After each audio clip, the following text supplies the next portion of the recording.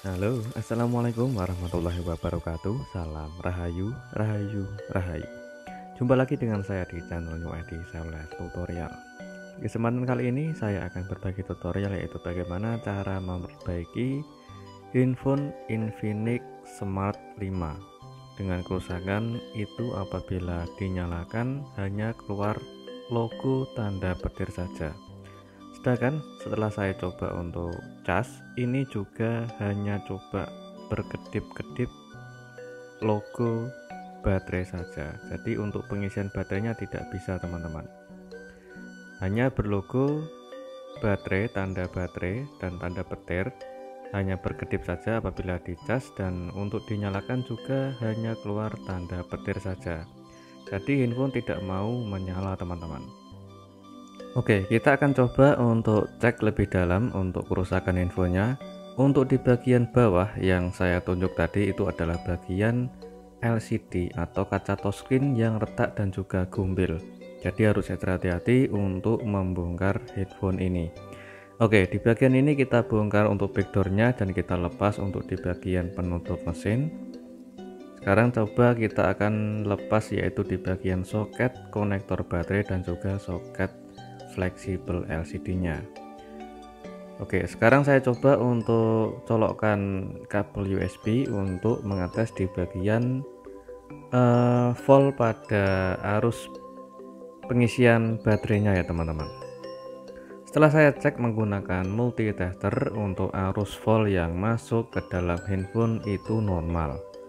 Namun setelah saya bongkar, saya cek ini ada bagian tombol on off atau di bagian fleksibel tombol power itu terlihat jelas berbentuk korosi atau jamur ya, teman-teman. Besar kemungkinan mungkin di bagian, yaitu di bagian fleksibel tombol on off atau tombol power itu bermasalah, yang menyebabkan handphone tidak bisa dicas dan seolah-olah handphone itu menekan tombol power sendiri dan juga tidak mau hidup, hanya cuma berkedap-kedip logo baterai saja karena tidak bisa menyala dengan normal disebabkan oleh tombol power yang bermasalah. Oke, sekarang kita akan kerjakan untuk memperbaiki fleksibelnya tanpa kita ganti fleksibel yang baru. Di bagian ini kita siapkan untuk solder. Oke, kita akan coba untuk melepas yaitu soket atau switch, yaitu tombol powernya.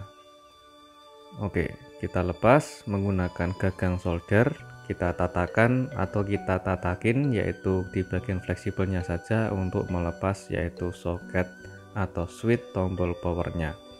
Setelah saya lepas untuk switch tombol powernya, terdapat jamur dan juga menyebabkan jalur pada fleksibel itu putus ya, teman-teman. Oke, di bagian ini sudah saya sambung untuk kasih tenol ulang, yaitu untuk proses pemasangan agar lebih mudah untuk menyatukan atau proses pemasangan switch tombol power yang baru. Oke, kita siapkan untuk switch tombol power yang baru, lalu kita akan coba memasangnya kembali. Oke, kita presisikan dulu, kita kasih plug dan kita pasang menggunakan gagang solder tanpa harus kita memasang, yaitu dengan cara kita solder langsung ke bagian kaki konektornya. Oke, setelah terpasang kita akan coba untuk mengetes handphone ini, yaitu setelah kita memperbaiki di bagian switch tombol power atau tombol on off nya. Untuk di bagian jamur atau korosi kita bersihkan dulu dan kita presisikan untuk proses pemasangan fleksibelnya. Oke, langkah selanjutnya kita coba untuk pasang semua di bagian fleksibel LCD atau fleksibel mainboard dan juga fleksibel konektor baterainya. Oke, kita koneksikan menggunakan kabel USB untuk kita tes menggunakan charger. Oke, setelah beberapa menit kemudian kita akan mengecek apakah bisa mengisi atau tidak. Dan alhamdulillah untuk persentase baterainya sudah mengisi di angka 4%. Sekarang kita coba untuk menyalakan handphonenya apakah bisa menyala dengan normal atau tidak, teman-teman. Jadi penyebab di bagian handphone yang tidak mau menyala hanya cuma berkedip logo baterai saja saat kita colokkan cas, tidak mau menyala. Ternyata hanya di bagian tombol power atau fleksibel on off nya saja, teman-teman. Setelah kita ganti, alhamdulillah handphone sudah bisa menyala dengan normal. Saya coba untuk tes yaitu di bagian LCD dan juga di bagian touchscreen-nya. Karena beliau ini pelanggan minta diganti sekalian untuk yaitu kaca touchscreen. Jadi dimintai penggantian kaca touchscreen-nya saja tanpa mengganti LCD satu set ya, teman-teman. Oke, untuk di bagian bawah yaitu pojok kanan yang terdapat keretakan yang juga terdapat kaca touchscreen yang pada gumbil atau sudah terlepas. Oke, langkah selanjutnya kita akan coba untuk membongkar infonya lagi, yaitu proses penggantian kaca touchscreen untuk handphone Infinix Smart 5 ini. Di bagian ini kita bongkar, yaitu di bagian bawah ada papan charger dan juga terdapat fleksibel mainboard. Oke, setelah kita bongkar, kita akan coba untuk siapkan yaitu alat separator atau alat pemanas, dan kita panasi dulu untuk di bagian LCD nya sekaligus yaitu untuk melemahkan lem atau double tip di bagian baterai agar baterainya lebih mudah untuk kita lepas, teman-teman. Di bagian atas ada fleksibel LCD, jadi harus ekstra hati-hati untuk melepas baterainya. Oke, sudah kita lepas untuk baterainya dan kita sekarang akan proses yaitu membongkar atau melepas LCD dari framenya. Kita gunakan mika tipis dan lentur dan memasukkan mika ke dalam frame atau di bagian celah frame antara LCD. Harus ekstra hati-hati dan jangan terlalu dalam agar tidak merusak di bagian LCD ataupun merusak di bagian dalam lapisan LCD. Kita cari celah dan pelan-pelan saja untuk membongkar LCD nya, dan di bagian ini harus hati-hati, di tengah ada fleksibel LCD. Oke, pelan-pelan kita angkat karena di bagian bawah itu terdapat kaca touchscreen yang pecah lumayan parah dan juga pada gumbil. Dan setelah saya angkat, ini ada bagian stiker warna hitam yang menempel atau yang mengganggu fleksibel LCD yang susah ditarik, teman-teman. Jadi jangan terlalu dipaksa agar tidak robek di bagian fleksibelnya. Oke, setelah kita bongkar LCD dari framenya, kita akan coba mengetes LCD nya apakah bisa menyala dengan normal atau tidak setelah kita membongkar atau memisahkan LCD dari framenya. Oke, handphone sudah menyala. Kita akan coba tes di bagian LCD. Kita lihat yaitu LCD nya apakah ada yang cacat seperti tombol, garis ataupun ada yang retak. Untuk di bagian touchscreen sengaja saya tes, alhamdulillah masih bisa berfungsi dengan normal, teman-teman. Oke, jadi sukses untuk kita membongkar LCD dari frame, dan langkah selanjutnya kita siapkan alat separator lagi yaitu proses memisahkan kaca touchscreen dari LCD nya. Oke, setelah kita letakkan LCD ke alat separator dengan suhu panas yaitu di angka 70 yang sering saya gunakan, dan untuk di bagian kawatnya yaitu untuk kawat pemisah saya menggunakan ukuran 0,08 mili. Selanjutnya kita proses memisahkan kaca touchscreen dengan cara kita letakkan kawat di antara kedua kaca touchscreen dan juga LCD. Di bagian tengah-tengah kita masukkan kawatnya sambil kita tekan ke bawah, dan harus ekstra hati-hati di bagian pojok samping bawah tadi itu ada keretakan yang cukup lumayan parah dan juga pada gumbil. Perhatikan di bagian atas itu adalah bagian keretakan yang pecahnya parah. Jadi saya harus ekstra hati-hati agar LCD-nya masih bisa selamat dan masih bisa digunakan dengan normal. Oke, kita angkat pelan-pelan untuk LCD-nya. Dan sudah selesai untuk memisahkan, dan ternyata masih ada sisa kaca yang menempel di bagian LCD. Ini harus ekstra hati-hati teman-teman, karena di bagian samping bawah itu ada kristal LCD beserta fleksibelnya. Apabila kalian tidak ekstra hati-hati, bisa menyebabkan LCD ikut rusak. Di bagian ini kita bersihkan dulu, yaitu masih ada sisa lem yang terdapat di bagian LCD. Jika kesulitan, kita bisa meletakkan LCD ke alas alat separator, yaitu untuk mempermudah atau sebagai penghangat LCD agar lebih mudah untuk kita lepas di bagian sisa lemnya.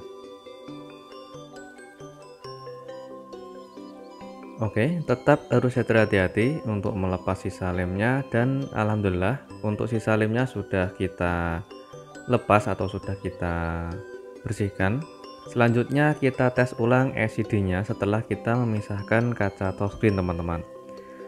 Ini adalah tahap yaitu yang bertujuan agar kita tidak buru-buru untuk pemasangan kaca touchscreen. Jadi sebelum kita memasang kaca touchscreen atau sebelum kita menggantinya, kita cek dulu apakah sukses untuk kita pisah LCD dari kaca touchscreen atau ada yang cacat. Oke, handphone sudah menyala, kita tes untuk kualitas touchscreen-nya.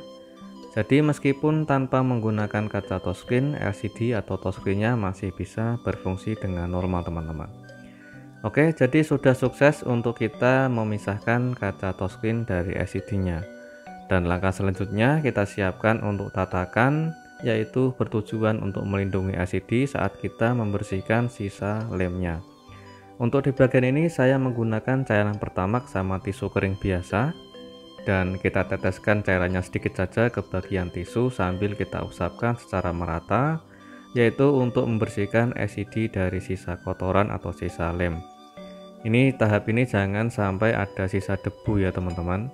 Jadi untuk proses membersihkan LCD harus ekstra bersih. Selanjutnya kita siapkan yaitu untuk lem OK kering. Ini lem OK kering dengan ukuran 7 in universal.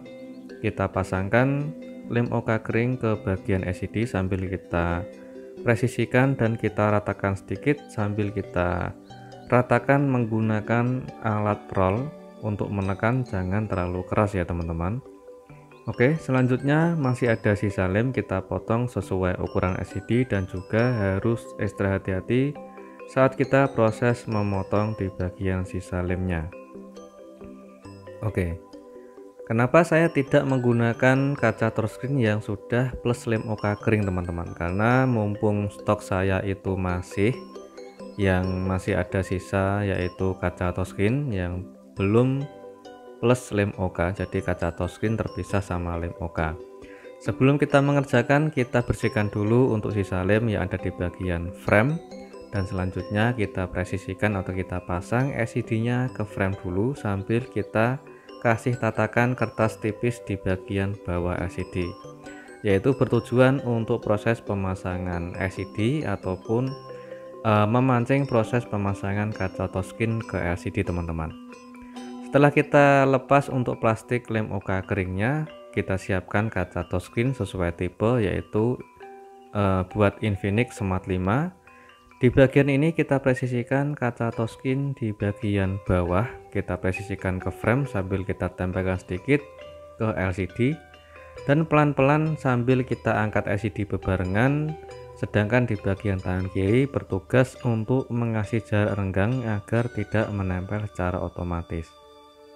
Oke, setelah terpasang di bagian bawah, kita ratakan atau kita urut untuk proses, yaitu dengan cara manual, yaitu dengan cara kita pijit menggunakan ujung kuku jempol sambil kita tekan halus dan juga sambil kita dorong pelan-pelan. Kenapa saya tidak menggunakan alat baby remover teman-teman? Karena ini teknik ini sudah lama saya gunakan, mungkin hampir 5 tahun lebih dari awal mula saya belajar, yaitu proses pemasangan.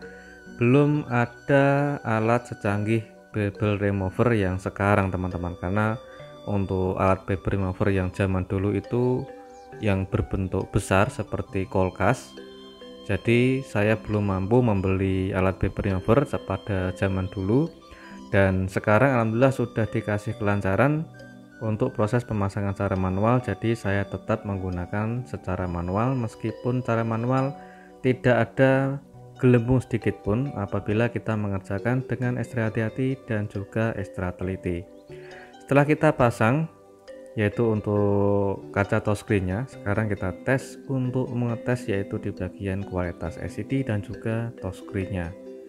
Sekalian kita tes untuk melihat yaitu di bagian LCD setelah kita memasang kaca touchscreen dengan cara manual. Ini adalah hasilnya teman-teman.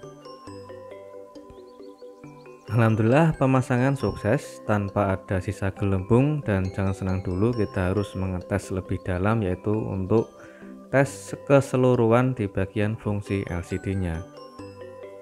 Kita tes untuk semua layar yaitu di bagian touchscreen terutama. Oke, untuk touchscreen sangat nyaman digunakan dan masih bisa berfungsi dengan normal. Jadi sudah sukses untuk proses yaitu penggantian kaca touchscreen dan juga memperbaiki di bagian fleksibel tombol on off-nya. Dan alhamdulillah untuk pemasangannya sukses, bersih dan presisi. Semoga bermanfaat dan jumpa lagi di tutorial berikutnya. Assalamualaikum warahmatullahi wabarakatuh.